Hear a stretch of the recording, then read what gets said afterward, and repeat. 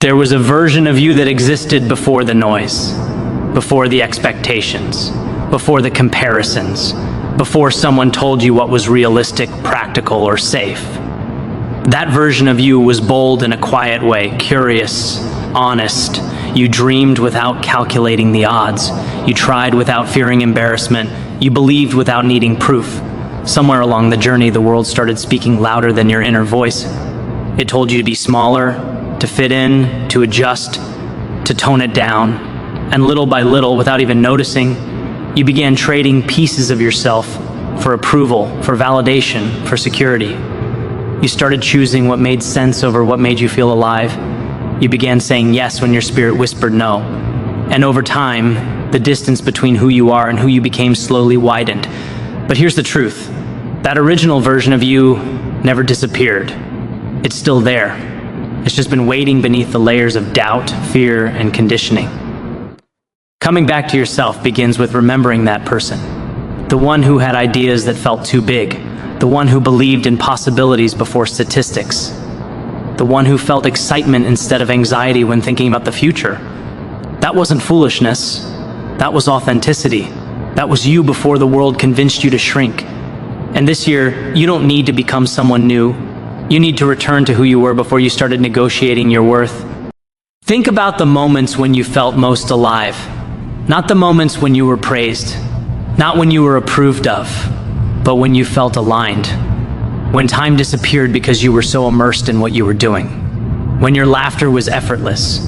When your ideas flowed freely. That is evidence. Evidence of your true design. Evidence of your natural inclinations. Somewhere along the way, you may have labeled those parts of yourself as unrealistic or immature. Maybe you were told to grow up. Maybe you were told to choose stability over passion. Maybe life demanded responsibility before you felt ready. And yes, responsibilities matter, growth matters, maturity matters, but maturity does not mean abandoning your essence. It does not mean silencing your creativity or dulling your spark. It does not mean turning into someone unrecognizable just to survive. Coming back to yourself requires courage because it means questioning the roles you've been playing. It means asking, is this truly me, or is this who I became to be accepted? It means being honest about where you've compromised your values just to keep the peace. It means admitting that some of the goals you've been chasing weren't even yours, and that realization can be uncomfortable. But discomfort is a sign of awakening. You are not behind. You are not broken. You are not lost beyond repair. You are simply remembering. And remembering is powerful because once you see the gap between who you are and who you've been pretending to be, you can no longer ignore it. This is the year you stop betraying yourself to make others comfortable.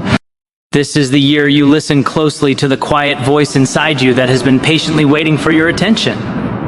It may not scream, it may not demand, but it knows.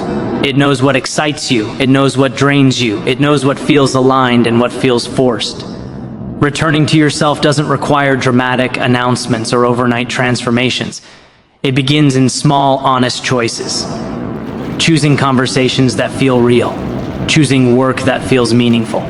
Choosing habits that strengthen rather than numb you. It begins when you stop asking, what will they think? And start asking, what do I think? The world may not always understand your evolution. Some people benefited from the smaller version of you. Some people were comfortable with your silence, your compliance, your hesitation. But growth will always disrupt comfort, and that's okay. You are not here to be easily managed. You are here to be fully expressed. The person you were before fear took the driver's seat is still capable, still creative, still courageous. And the moment you decide to trust that version again, something shifts, your posture changes, your decisions become clearer, your energy becomes lighter. You stop chasing validation and start building alignment. You stop trying to prove yourself and start knowing yourself. And when you truly remember who you were before the world told you who to be, you realize something powerful. You were never too much, you were never not enough, you were always becoming. And this is the year you finally come home to yourself. So many people are not living, they are simply repeating. Waking up at the same time, scrolling the same feeds, thinking the same thoughts, reacting in the same ways, and calling it life. Days blend into weeks, weeks into months, and suddenly another year is gone. Not because you chose it that way, but because you drifted into it. Autopilot is subtle. It doesn't announce itself. It feels like routine. It feels like responsibility. It feels like this is just how things are. And before you realize it, you're moving through your own life half awake. You say yes automatically. You doubt yourself automatically. You settle automatically. You postpone automatically. You tell yourself, I'll start when things calm down, but things rarely calm down. Life keeps moving, and autopilot keeps you stuck in cycles you didn't consciously choose. The truth is, autopilot is comfortable because it protects you from risk. If you don't think too deeply, you don't have to confront what's missing. If you stay busy enough, you don't have to question whether you're fulfilled. If you keep following the same script, you don't have to write a new one. But comfort can quietly become a cage. You weren't designed to simply function. You were designed to create, to decide, to direct. And when you stop making intentional choices, you slowly disconnect from your power. This year requires something different. It requires awareness. It requires you to pause in the middle of your routine and ask, is this leading me where I actually want to go? Not where it's easy to go. Not where everyone else is going, but where you want to go. Breaking out of autopilot doesn't mean quitting your job tomorrow or flipping your life upside down overnight. It begins much smaller than that. It begins with noticing. Noticing your patterns, noticing your triggers, noticing how often you say, that's just how I am, instead of asking, is that who I want to be?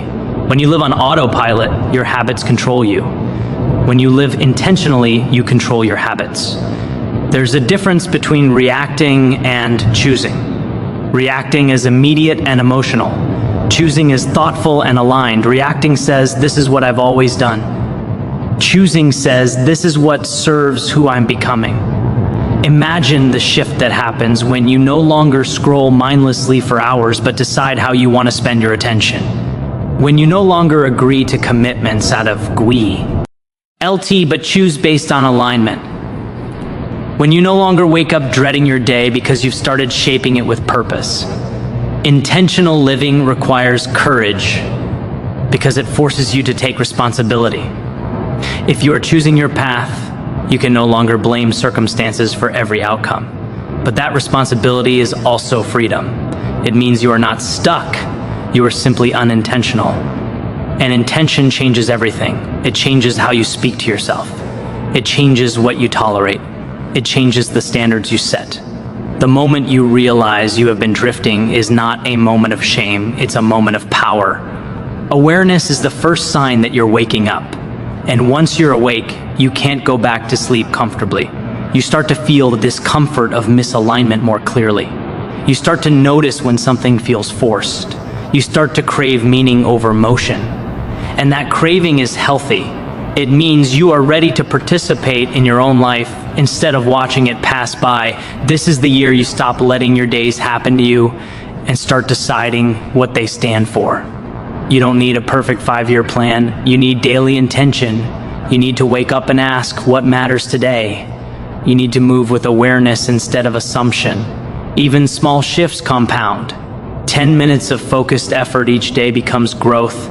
One honest conversation becomes clarity. One boundary becomes self-respect. One disciplined decision becomes momentum. Autopilot convinces you that change requires something dramatic. Intentional living proves that change begins with attention. Attention to your thoughts, attention to your habits, attention to what energizes you and what exhausts you. When you live intentionally, you stop chasing distractions and start building direction. You no longer measure your days by how busy you were, but by how aligned you felt. And alignment creates peace. It doesn't mean every day will be easy. It means every day will be chosen. You will stumble. You will forget. You will slip back into old routines sometimes. But awareness allows you to correct faster. It allows you to say, no, that's not who I am becoming. Every intentional choice strengthens your self-trust. Every moment of awareness pulls you further from survival mode and closer to purpose. You begin to feel present in conversations, present in your work, present in your growth. And presence is powerful because it turns ordinary days into meaningful ones. You don't need to escape your life, you need to engage with it. You need to decide that your time is valuable and your direction matters. Because when you stop living on autopilot and start living on purpose, you realize you were never stuck. You were simply asleep, and now you are finally awake. One of the heaviest weights you can carry isn't failure, it's regret. It's replaying the moments you wish you handled differently, the opportunities you didn't take, the words you didn't say, the chances you let pass because you were afraid, unsure, or simply not ready. Regret has a way of whispering at night when everything is quiet. It reminds you of the time you doubted yourself, the time you settled, the time you walked away too soon or stayed too long. And if you're not careful, those memories start to define you. You begin to see yourself through the lens of what you didn't do, instead of what you still can do. You tell yourself you're behind. You tell yourself you wasted time. You compare your timeline to someone else's highlight reel and feel like you missed your moment. But here's the truth that can set you free. You did the best you could with the awareness, confidence, and strength you had at that time. You made decisions from the version of you that existed then, not the wiser, stronger version of you that exists now. Of course you would choose differently today. You've grown, you've learned, you've evolved. But punishing yourself for not knowing then what you know now is unfair. Growth means you see things differently. And seeing differently is proof that you are not the same person anymore. Forgiving yourself is not pretending the past didn't happen. It's accepting that it did without allowing it to control your future. It's looking at your mistakes and saying, that taught me. It's looking at your delays and saying, that prepared me. Sometimes what you call wasted time was actually protection. Sometimes what you call failure was actually redirection. There were doors that didn't open because you weren't ready to walk through them yet. There were relationships that ended because you needed space to rediscover your worth. There were risks you didn't take because your confidence hadn't been built yet. And while it's easy to romanticize what could have been, you don't actually know that those paths would have led to peace. You only imagine the best case version. Forgiveness allows you to release the fantasy of a perfect past and accept the reality that every experience shaped you. Holding on to guilt doesn't honor your growth, it delays it. When you constantly yourself for yesterday, you drain the energy you need for today. You become hesitant. You second guess every move. You fear repeating mistakes so much that you stop moving altogether. But movement is how you heal. Action is how you rebuild trust with yourself. The moment you decide that your past is a lesson instead of a life sentence, something shifts. You stop introducing yourself as your failures. You stop identifying with your lowest moments. You start recognizing that you are allowed to evolve beyond your worst decisions. You are allowed to outgrow old versions of yourself. You are allowed to say, I didn't know better then, but I do now. And that awareness is not something to be ashamed of. It's something to be proud of. This is the year you stop carrying expired guilt into new opportunities. This is the year you release the narrative that you are late, broken, or permanently behind. Time is not your enemy. Self-condemnation is. Every day you spend dwelling on what you should have done is a day you could be building what you still can do. You cannot rewrite 5 years ago, but you can redefine today. You can choose differently now. You can speak up now. You can take the risk now. You can apply again, try again, love again, begin again. The power you think you lost in the past has been sitting in your hands the entire time waiting for you to use it. Forgiveness is not weakness, it is strength directed inward. It is the decision to stop fighting yourself and start fighting for yourself. When you forgive yourself, you reclaim your focus. You stop looking backward for validation and start looking forward with intention. You understand that your story is not ruined because of a few messy chapters.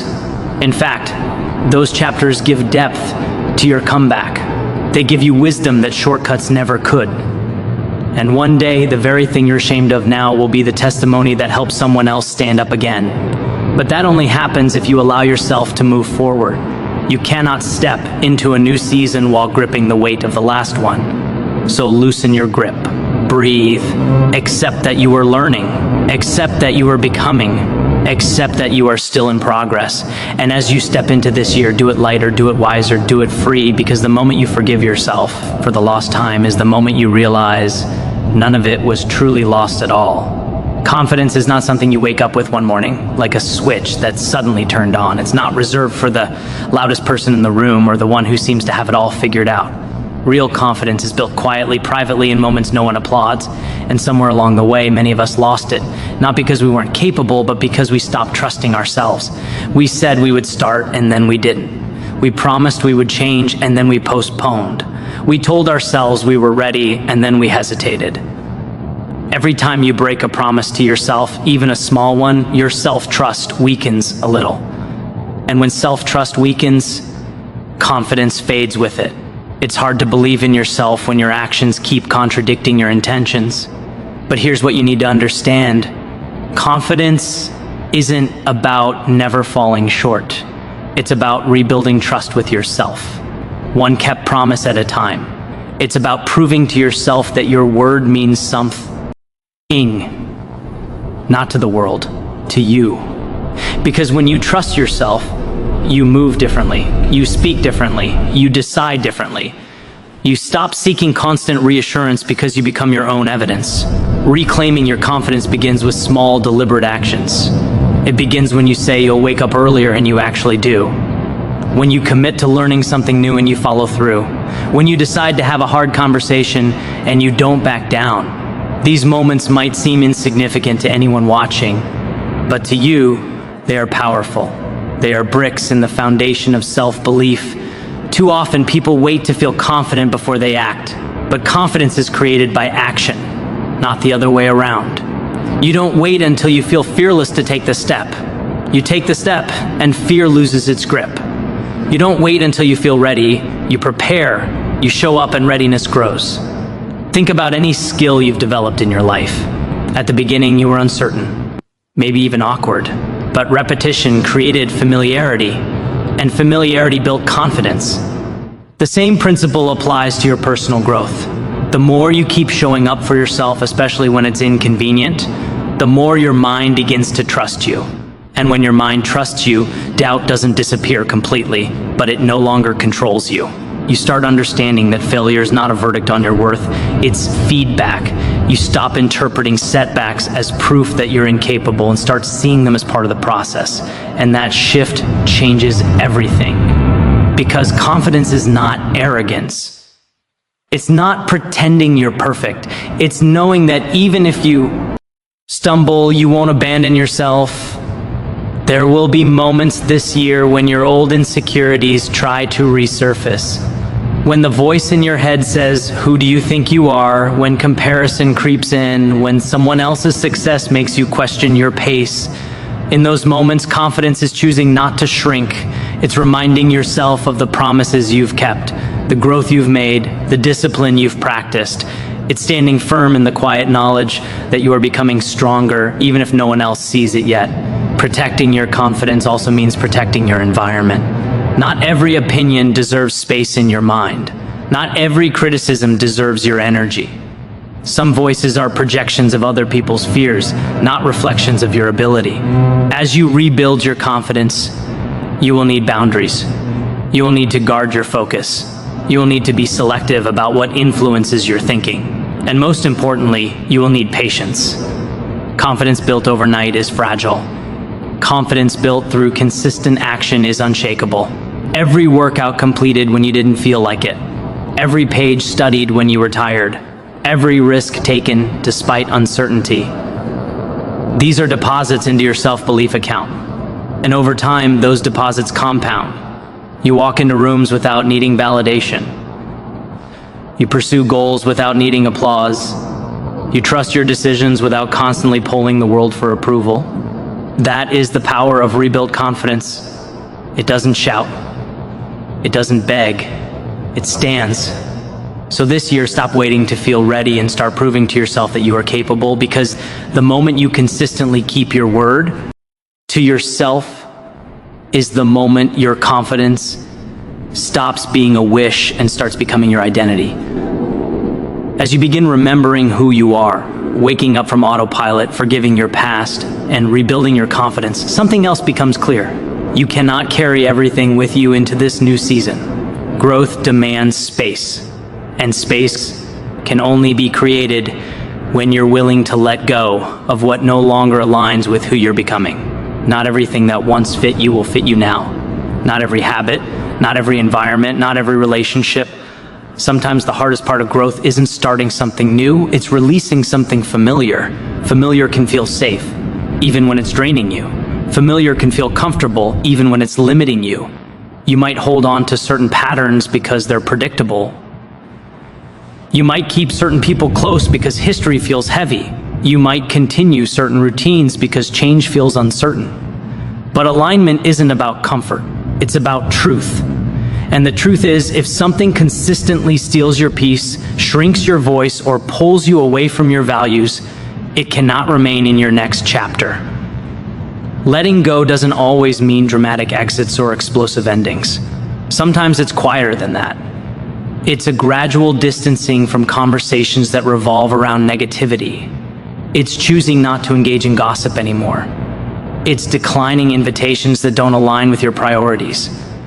It's replacing late-night scrolling with intentional rest. It's deciding that you will no longer entertain thoughts that tell you you're not enough. The habits you tolerate shape the life you experience.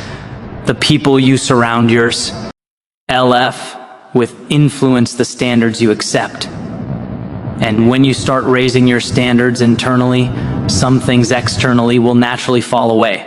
That doesn't make you cold, it makes you conscious. You're not outgrowing people to feel superior. You're outgrowing environments that no longer nurture your growth. And yes, sometimes that process feels lonely. Sometimes you'll look around and realize the circle is smaller, the noise is quieter, the distractions are fewer. But in that quiet, you begin to hear yourself more clearly. In that space, you begin to strengthen your foundation. Letting go is not about rejection, it's about redirection. It's about choosing peace over chaos, discipline over indulgence, alignment over approval. And every time you choose alignment, even when it's uncomfortable, you reinforce the message that your future matters more than your familiarity. There will be moments when guilt tries to creep in. When you question whether you're being too distant, too focused, too different. But growth will always feel unfamiliar at first. The version of you that tolerated misalignment will try to resurface because it's what you've known. That's when you remind yourself why you started. You remind yourself how heavy it felt to constantly compromise your values, how exhausting it was to keep explaining your boundaries, how draining it was to maintain habits that numbed rather than nourished you. You are not required to carry what harms you just because it's been with you for a long time. Time invested does not mean time must continue. This year is about clarity. It's about recognizing that your energy is limited and your focus is valuable. When you let go of what no longer aligns, you make room for relationships that respect your growth, habits that strengthen your body and mind, opportunities that reflect your standards.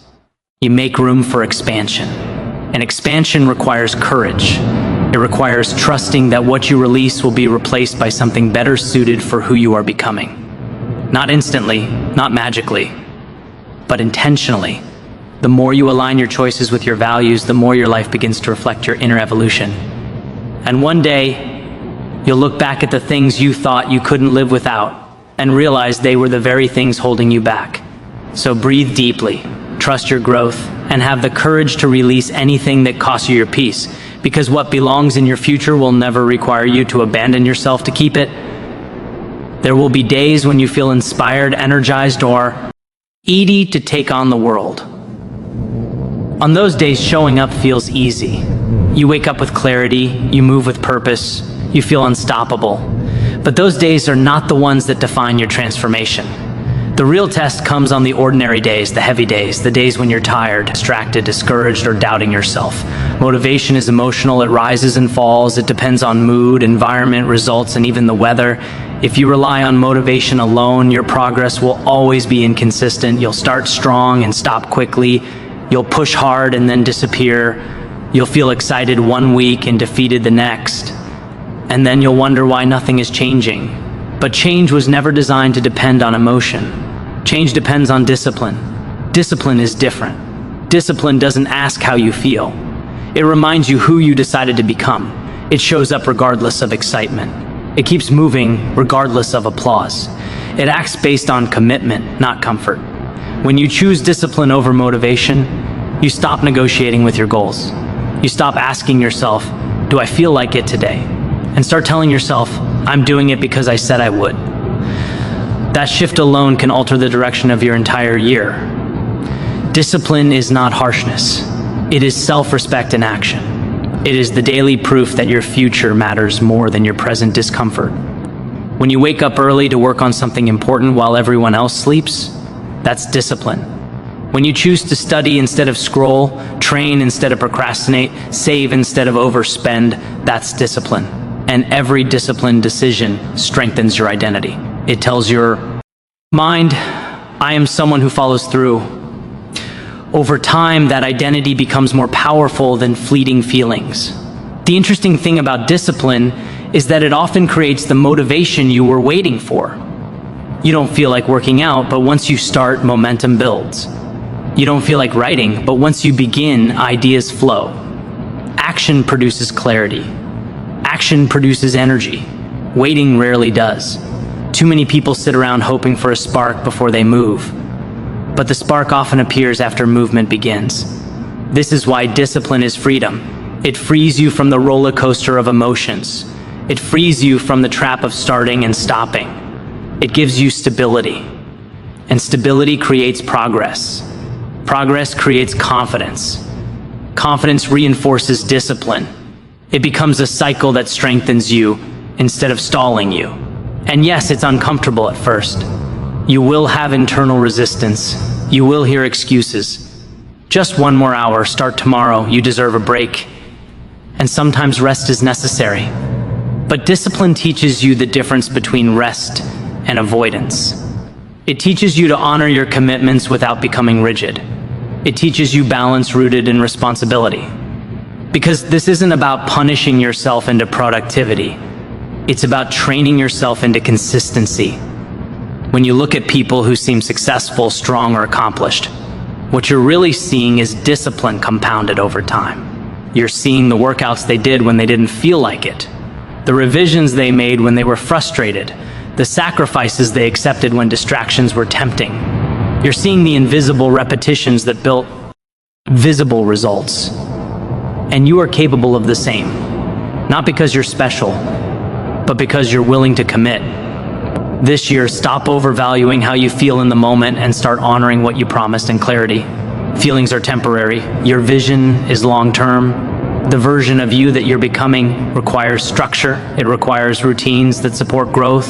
It requires standards that don't bend every time discomfort appears. Discipline doesn't mean perfection. You will miss a day. You will slip sometimes. But discipline also means returning quickly. It means not letting one mistake become a month of excuses. It means saying, I fell short, but I'm back. And every time you return, you strengthen your resilience. Over time, what once felt forced becomes natural. What once required effort becomes part of who you are. You no longer debate whether to show up, you simply do. And that consistency begins to separate you from the version of yourself that relied solely on motivation. You become steadier, more focused, more dependable to yourself. And when you build that kind of reliability, your life begins to shift in ways that inspiration alone could never create. Because at the end of the day, motivation might get you started, but discipline is what carries you across the finish line. As you grow more intentional and disciplined, you begin to realize something that changes everything. Your energy is limited. Your attention is valuable. Your focus is powerful.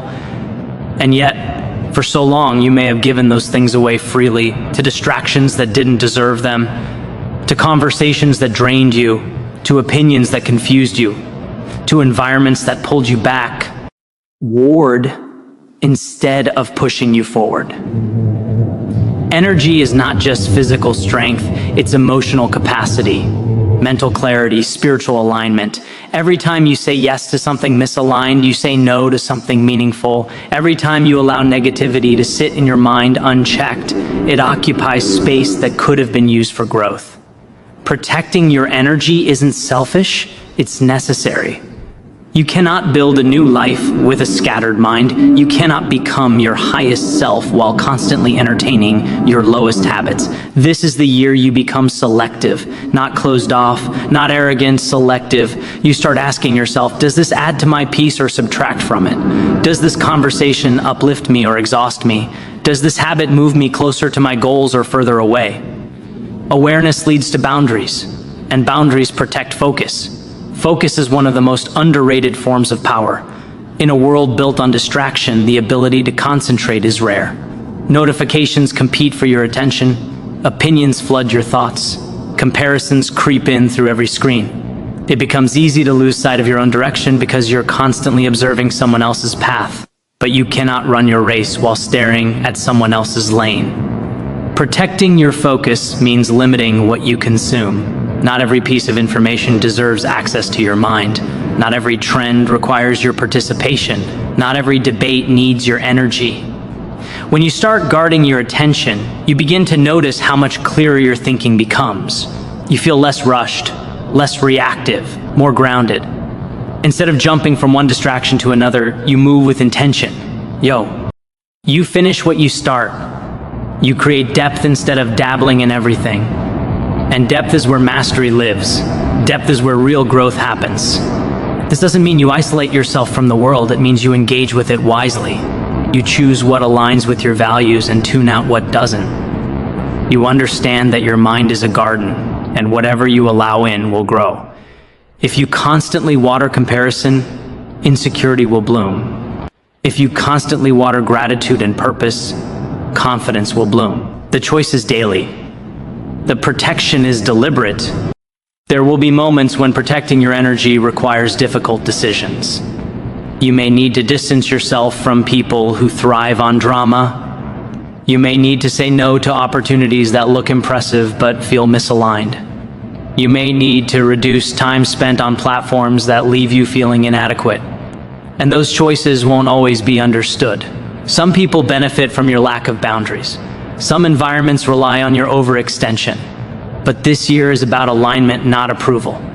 When you guard your energy, you show yourself that your peace matters. When you guard your focus, you create space for excellence. Imagine what would happen if you poured your attention into your goals with the same intensity you once poured into distractions. Imagine the growth, the clarity, the momentum. Protecting your energy doesn't mean you never feel tired or challenged. It means you're tired for the right reasons. It means your exhaustion comes from effort that builds you, not from chaos that drains you. And over time, that protection compounds. You become calmer under pressure, sharper in decision-making, stronger in self-awareness. You stop reacting impulsively and start responding intentionally. You recognize that your mind is sacred space and not every voice deserves a microphone there. This is the year you guard your peace like it's priceless, because it is. The more you protect your energy and focus, the more your life begins to reflect clarity instead of confusion. And when your attention is aligned with your purpose, progress becomes inevitable. There comes a moment in every transformation when reflection is no longer enough. You've remembered who you are. You've stepped off autopilot. You've forgiven your past. You've started rebuilding confidence, releasing what no longer aligns, choosing discipline, protecting your energy, but none of it fully activates until you decide, not wish, not hope, not maybe someday, decide.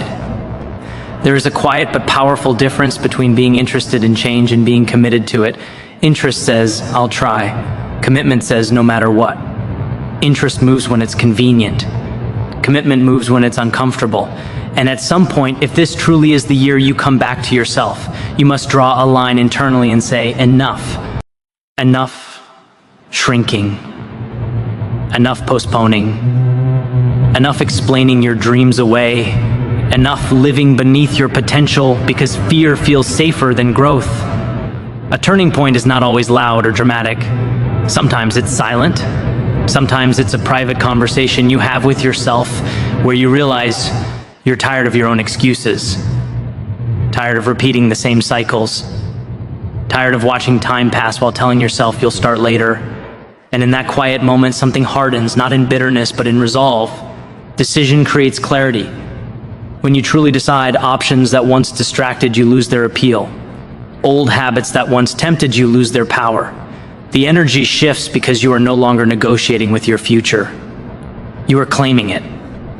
Think about every major shift in your life. It didn't begin with perfect conditions. It began with a decision to apply, a decision to walk away, a decision to begin again. Conditions rarely align perfectly. Fear rarely disappears completely. Doubt rarely goes silent. But when the decision is firm, those voices become background noise instead of directors. This is the year you stop waiting for confidence to feel complete before you act. This is the year you stop waiting for validation before you believe. This is the year you stop asking for permission to grow. You give it to yourself. And once you do, your posture changes. Your language changes. Instead of saying, "I hope things improve," you start saying, "I'm improving things." Instead of saying, "maybe one day," you say, "starting now." That internal shift is powerful because it places responsibility back in your hands. Not responsibility in a heavy, blaming G way, but in an empowering way. You are not a victim of your past patterns. You are the author of your next chapter. And authors decide how the story turns. There will still be challenges. Deciding does not eliminate difficulty, it strengthens your response to it. When setbacks come, and they will, you won't immediately retreat. You'll adjust. When fear whispers, you'll move anyway. When old habits try to resurface, you'll remind yourself of the line you drew. The difference between drifting and deciding is resilience. Drifting collapses at the first obstacle.